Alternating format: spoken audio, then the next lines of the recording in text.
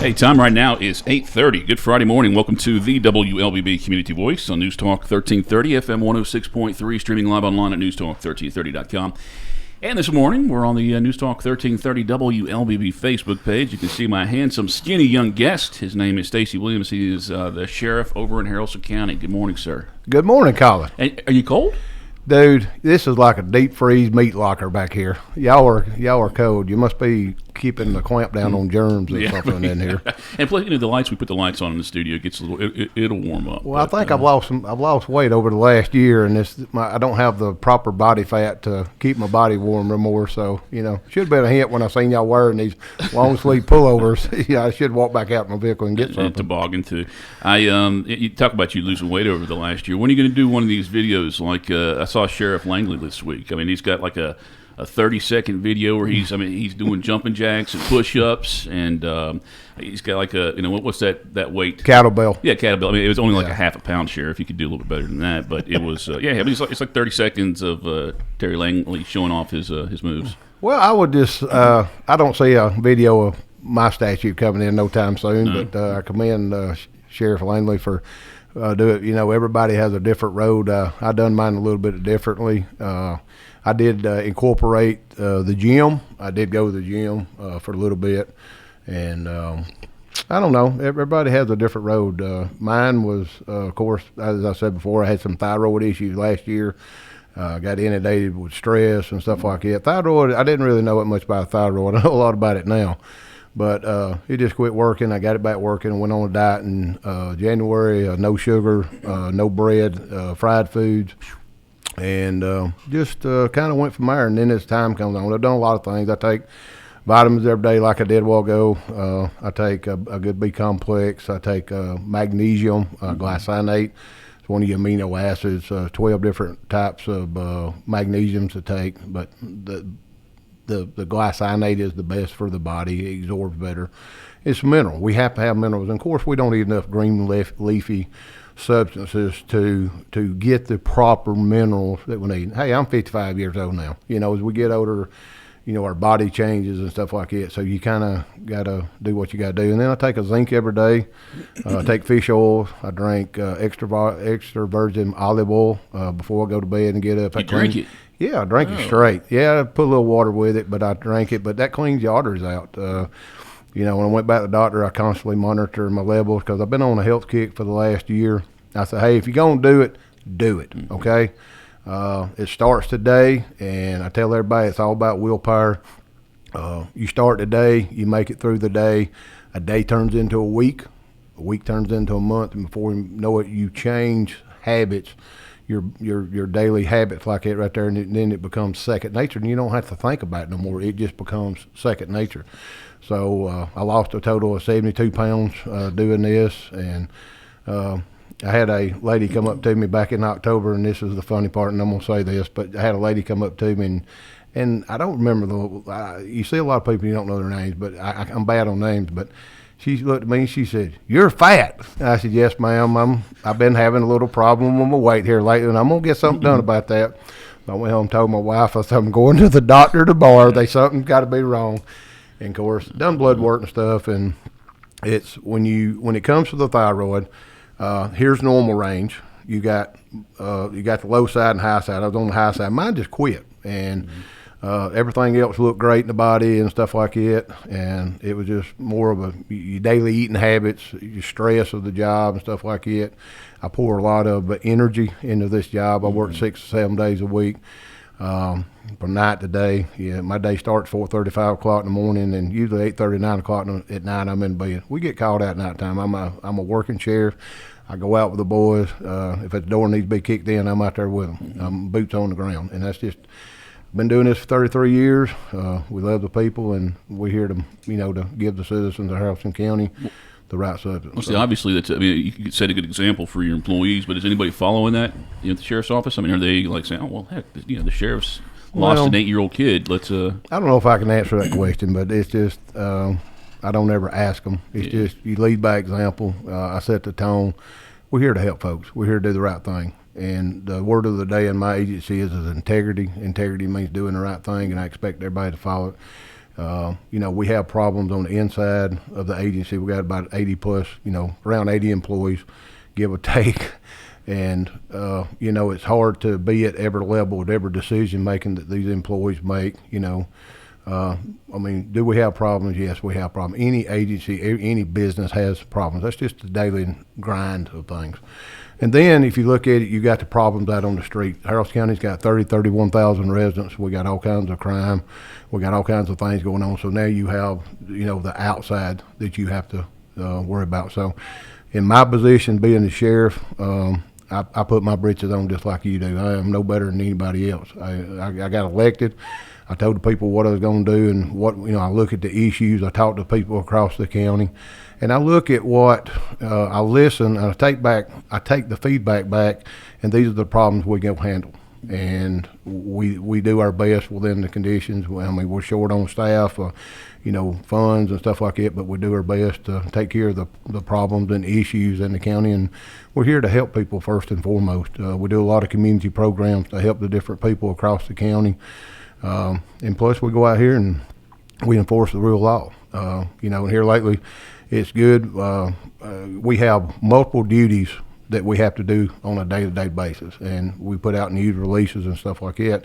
But, that's not just to tip your hat and, this and that. It's to let people know to what we're doing. And that was one of the campaign issues back in 2020, how the people didn't know what was going on in the county. How are you going to do this? They cut the Tallapoosa Journal paper out in part of our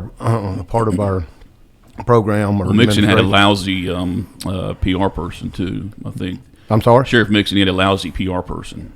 Well, he just did a horrible job over there. Well, what I did was, again, I listened to the news. A lot of people, I listen to the news. You got different people coming at you. You got news organizations. You got the people on the street. But you have to collectively take all this information, and where I said I have to harness, okay, how am I going to fix this problem? So I addressed that issue. I got a full-time PIO, but they're not only also a PIO person. They have a lot of other duties. They run departments and stuff like that. So, a lot of my people are at least triple tasked in their duties and what they do. They just don't have one job and then the rest of the day they sit around. Mm-hmm. No, it don't work like that. If I got people like it, then we need to find them something else to do. We're not serving the people that, like we need to. So I think we've done a good job of that. We put it out there, and I tell people, look, if you want to know what's going on, check our Facebook out. It's free. That's a public service to the people that we serve here in the county, and it doesn't cost nothing. We're all about saving taxpayers' money, but we have to do the things we have to do. I'm a constitutional officer. I have mandates that I have to perform on a daily basis, and you wouldn't get in trouble for not doing it, but I will. Okay. That's my job. That is what I'm sworn to do, and that's what I have to do too by the nature of law. But we put this information out there, and I tell people, some people say, well, you're always in the newspaper, or you're always on social media, you're this and that. And I just tell them, I said, look, we're here to perform a service to the people. We're here to do good things, but we're here to inform the people. If you don't want to read it, then don't look at it. Just dismiss it. Go on about your business. But if you do, it's out there. We put the information out there, good or bad. It doesn't matter. We screw up, we're going to tell you we screwed up. But you got to be up front. Yeah, I'm not a politician. I tell people, I put my britches on like you do. I'm just an old country boy. I've been doing this 33 years, learned a lot, got education. I try to harness all that because I've done the job. And I combine all that right there. And I get out here and I work for the people. That's what you're supposed to do. Sheriff is the closest elected person to the people of any elected official in county. I get out every day. I go see people. I talk to people. I find out what's going on. I let them know what's going on. And we have meaningful conversations. So, and then, when something's going on, I just had a phone. A while ago when I came in, I was on the phone. Well, I had a guy call me and tell me about something that I need to know about. He wanted something checked into. And sure enough, it will be checked into, a problem, issue going on. Well, not everybody's got your phone number, right? What's the typical, somebody that has a concern, what's the typical route to make that happen? You talking about to get my phone number? Well, no, if they have an issue, they have a concern, something, like something in their neighborhood they're concerned about, is it best to contact through social media, to call the sheriff's office? So we developed we got a website, haralsoncountysheriff.org. You can go to our website. We created a Jam Up website that allows people to anonymously. A lot of people don't want to put their name out there. Sure. If you want to put your name on there, but you can, and when you can go to our website, you can submit a tip or a complaint or whatever it is, and we will investigate it. Everyone, and we get them every day. And when we do that right there, we follow up on these tips. We prioritize things. We look at it amongst all the other 900 things that we got going on. But that's one of the ways. I put my phone number out. I got cards in my pocket. Everywhere I go, I give cards out and say, this is my phone number. If you need to call me or text me or let me know something, you call this number. I try to be very accessible to the public, and that's how you get things done. I want people to know that you have a voice in the law enforcement realm that we will listen to you. I will talk to you, and I probably average about anywhere from 5 to 15 messages a day. I don't take voicemail. My staff writes it on a little pink notepad with the details. I average get on phone calls a day. I average anywhere from 35 up to about 60 phone calls a day, and I address every one of them. I call them back. It don't matter what time it is. I get back to them, and then I have to deal with my normal business. We're constantly planning. We got all kinds of things going on. When I go to work every day, I sit in my office. I'm out on the street. I come back in the office, and I have interdepartmental matters I have to take care of. I get briefed on different situations. And, we're constantly doing different types of operations within the agency, within the realm of what we do. So I'm involved in that. And then, of course, you got the people from the street coming in. They want to have a meeting with the sheriff. Got a meeting today at 11 o'clock with a lady that wants to talk about an issue. So I constantly do that. So my day is pretty much taken up all day. Good old country boy, Haralson County Sheriff Stacy Williams, our guest on this morning's Community Voice program. I was checking out your jail roster this morning, and there's a couple of interesting things in there that I'd like to talk about when we come back from this break. I mean, it may not be anything, but it kind of seems significant. Time right now is 8:43. We'll be back with more Community Voice after this.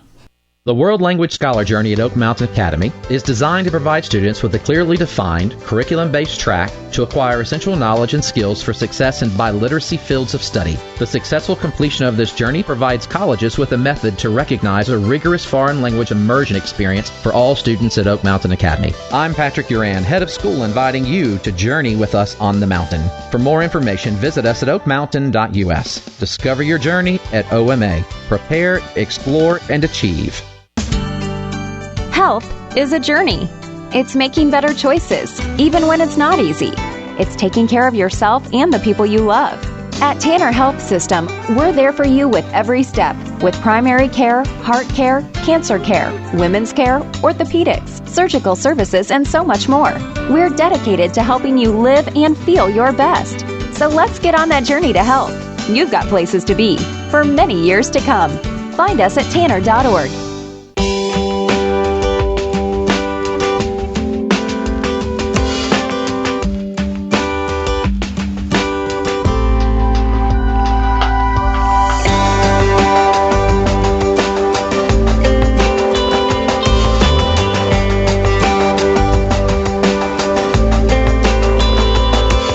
843, welcome back to the WLBB Community Voice, News Talk 1330 FM 106.3. My name's Colin Worthington. My guest this morning is Haralson County Sheriff Stacy Williams. Got a couple people that have checked into the program this morning. Darlis Monroe says, doing a fantastic job, Stacy. So proud of your changes and accomplishments. Thank you, Darlis. Yes, ma'am. Lyndon Smith says, Stacy, keep up the great work. Thank you, Lyndon. And Hazy Lytle has put something on there. I don't, encouraging you to run for sheriff in Carroll County if you have any interest. You can do it in both counties as the suggestion there. Well, I will tell you this. I'm a Haralson County native. I'd have to pass the residency test, but I think Sheriff Terry Langley, I think Terry's doing a great job. Terry is a mentor sheriff for me. He's always been at my beck and call when I had to call. We work good with our surrounding sheriffs. Terry, we've talked about working on some things together. We got some things in play. If you look to the north of us, Sheriff Moats up there, Johnny Moats he's an awesome guy as well. He's a wealth of information, and I talked to him and Chief Jonathan Blackman. A lot of Gary Gullich in Paulding County. We work great with him. Gary's like a mentor sheriff to me. Paulding County has helped us so much. A lot of times over the last 2.5 years, Paulding County has a SWAT team, and we've utilized their SWAT team along with the Georgia State Patrol. But Gary's been there night and day. If I called him at 1 o'clock in the morning, he would get you the resources that you need. I mean, it's just awesome. But on the same token, a sheriff will help another sheriff. If they call me, I will send resources to help that neighboring county. We all work together. Paulding County, you share that drug task force, right? It's Haralson, Paulding. We do. Yeah. So it's the Northwest Drug Task Force. Up to about 3 months ago, it was the Paulding Haralson Drug Task Force. Well, now we've incorporated. It's just not Haralson County and Paulding County, but now we've let Polk County enter into it. So now it's you consist of Haralson, Paulding, and Polk. And when you look at Polk, you've got Cedartown Police Department, you got Polk County Sheriff's Office, you got the Polk County Police Department, you got Rockmart City, you got, I think, Aragon's on there, and am I forgetting one? And I'm on the GBI control board, so we voted. I mean, I'm in part of all that as far as coming in, and they have to meet the requirements and things like it, just like you would to be a GBI officer and stuff. Because when the officer comes in, they are even though I have 3 deputies working up there, but they're also sworn through the GBI, so they have to meet the GBI procedures, protocols, and all that, just like an agent would. So it's a pretty cool thing. So I guess the benefit of that is just more resources. It is. Let's say that Haralson County. Let's say that we had something in Haralson County happen. Well, having a drug task force like that right there, I can pick up the phone, call Commander Steve Sweat, and say, "Look, I've got this and that." And if he had, say, 8 people, I would get those 8 people. They would send them down. But now that we added Polk County, it's when the phone call goes out, and let's say that they added 5, 6, or 7. Now I've got that's manpower that we have, and it ain't gonna cost us nothing. You know what I mean? It's just that's a source. But if Polk County or Paulding County needs something, my guys on the task force goes there too. So time right now is 8:48. My guest this morning, Haralson County Sheriff Stacy Williams, talking about the drug task force, and I'll go back to checking out the jail website this morning. I mean, some significant charges: trafficking cocaine. There's 3 or 4 people that were arrested. I think 2 of them at least shared an address. Is that? I mean, it's always a big deal when you're taking that off the streets. But I'm assuming that trafficking, that was somebody who was bringing drugs into the community and attempting to sell those. Yeah, we had 2 arrests yesterday. We hit 2 houses in Haralson County yesterday. We're continuing our drug action across the county. As you know, we have for the last few weeks. Our guys we work awful hard. My drug task force, I have 3 guys on the drug task force. We get inundated with numerous drug complaints. It's out there. As long as we have open borders down on Texas, Arizona, New Mexico, and stuff like that. Not those Canadians? Well, I'm sure it comes in up there too, but this is mostly due to the cartels. Mm-hmm. We have about 4 cartels that operate in the state of Georgia in our region. And unfortunately, meth it's like a Walmart price. It's the cheapest. Nobody makes it no more. I mean, if they do, I'm not saying that they don't. It's just it ain't like it was once upon a time back in the early 2000s, mid 2000s when we was taking down drug labs and stuff like that. The state has passed numerous laws now to where it makes it so much harder to get these ingredients to make the meth. The Mexican drug cartel, they bring it in conveyances like diesel fuel, some type of liquid form. Atlanta being a southeastern hub for the southeast, part of the United States is the hub where it comes into, and from there it gets filtered out into the communities. And the new trend is, and it's been going on for the last 2 or 3 years, is it's what's called conversion houses. So they'll bring the material or the meth and stuff like that across the border. They'll have it in a conveyance like, I want to say diesel fuel or some type of liquid form. They put it in the liquid form. When it goes to a conversion house, it's just like it was when I was back in school. You change something from one physical property to another. And they use acetone at these conversion labs to say they use netting or a filter like, I don't want to say bed sheets or something like that. They use something else. but when they pour it out, it's kind of like salt water. Salt water has a lot of salt in it, and if you could take that salt out and filter it out, the water would go through, but the salt would remain. Still sounds, it's in gasoline. Yeah, diesel fuel, not gasoline, but most of the time it's diesel fuel and stuff like that. It's dissolved inside it. You can't, unless you had a way of test it, open the container up and test it, where it would show positive for meth. It's in a liquid form. Look, drug cartels employ scientists, some of the smartest minds, pay them god-awful amount of money to come up with different ways.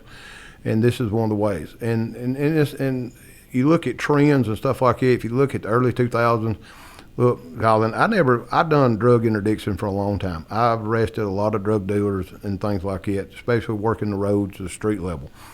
And I've got a lot of drugs in my time. But till after 2010, 14 or 15, 16, and then that's when I started getting meth. And it's been around for years. It's just that the drug cartel has pushed it, and it's just the choice. And plus now they're lacing it with fentanyl. Well, fentanyl is a very strong drug. It's 100 times more powerful than like morphine and things like that. And it doesn't take, I wish I could show the viewers how much fentanyl it would take to kill everybody in this building. You take a salt shaker and just put about 4 or 5 little granules on the table, and that's enough to kill everybody in here. But it's like, in the United States, when we buy drugs, it has to go through the FDA process to ensure the consistency of the drugs. Well, these people that make these products and stuff like that, when they add this fentanyl in there to give it that extra kick, a more sedation kick and high, it doesn't get all mixed up right. And that's what happens when it's like cooking a cake. If you don't stir your batter, you get a little clump over here. And that's kind of the way I look at it and explain it as an analogy that when somebody gets it and it hits them, it just shuts them down. It just sends it hard into overdrive and it shuts them down. And we're seeing more and more fentanyl-related issues. Year before last, we responded to 120 overdoses. We Narcaned around 90 and 91, and we lost about 36 people, due to drug overdoses and stuff like that. As we was talking earlier, if you look at the crime in Haralson County, I'm big on statistics. Right now, the crime rate is probably the lowest it's ever been in history. We can show, I just got some new data in yesterday, and I haven't got the percentages in. I compared the last 2 years, and I was looking, and I was going to try to get some percentages to spit out, but it's dropped off. It really has, and I attribute that to just getting out here, hitting the street, and being tougher on crime. Going after the drug dealers, going after the thieves, taking the fight to their front door, and that's what you have to do. And when I talk to people across the county, they're happy. They're happy, and when you reduce crime in all different levels like that right there, our communities enjoy a better livelihood. Okay, they don't have to worry about going to work, coming home, this and that. Do we still have it? Yes, we're always going to have it, but it's how you deal with it. We can't be everywhere at the right time and stuff like that. And a lot of times during our investigation, it's sad that we have to take these reports and we have to investigate these crimes, but there's no solvability factors at the time. There's just no. So I've got a crime scene person now. We just don't. We solve crimes. We've solved all kinds of burglaries from fiber evidence to where we can take that now. We've got the right people to do this. We've never had that before. From fingerprinting a crime scene, taking that fingerprint and our DNA to match it up to CODIS or something like that, to a known criminal or something that's been in the system. And we're solving crimes. We just got a hit from 2 years ago where we processed the crime scene, and it was a burglary. So, we're why is this person's fingerprint inside your house? You know what I'm saying? It just shouldn't be. And at the end of the day, I'd love to take that case to a jury, because we're going to show the jury, why is this person, when these people do not know this person, how did that fingerprint get inside that house? Time right now is 8:55. We're going to come back with about 4 minutes left on the Stacy Williams Show. So I'll check your comments and stuff on Facebook one more time. Community Voice brought to you by Tanner Health System, Oak Mountain Academy. The Entrepreneur Scholar Journey at Oak Mountain Academy is designed to provide students with a clearly defined curriculum-based track to acquire essential knowledge and skills for success in business and leadership. Critical areas include identifying entrepreneurial characteristics, selecting a value position, and business model development. I'm Patrick Uran, head of school, inviting you to journey with us on the mountain. For more information, visit us at oakmountain.us. Discover your journey at OMA. Prepare, explore, and achieve. Health is a journey. It's making better choices, even when it's not easy. It's taking care of yourself and the people you love. At Tanner Health System, we're there for you with every step, with primary care, heart care, cancer care, women's care, orthopedics, surgical services, and so much more. We're dedicated to helping you live and feel your best. So let's get on that journey to health. You've got places to be for many years to come. Find us at tanner.org. Perfect, Alex. 8:56. Welcome back to the WLBB Community Voice on News Talk 1330 FM 106.3. My name is Colin Worthington. Haralson County Sheriff Stacy Williams with us as we wrap up our program. Flock cameras are all the rage. I think Villa Rica just added a few more in the past month. Carrollton seems like they have about 580.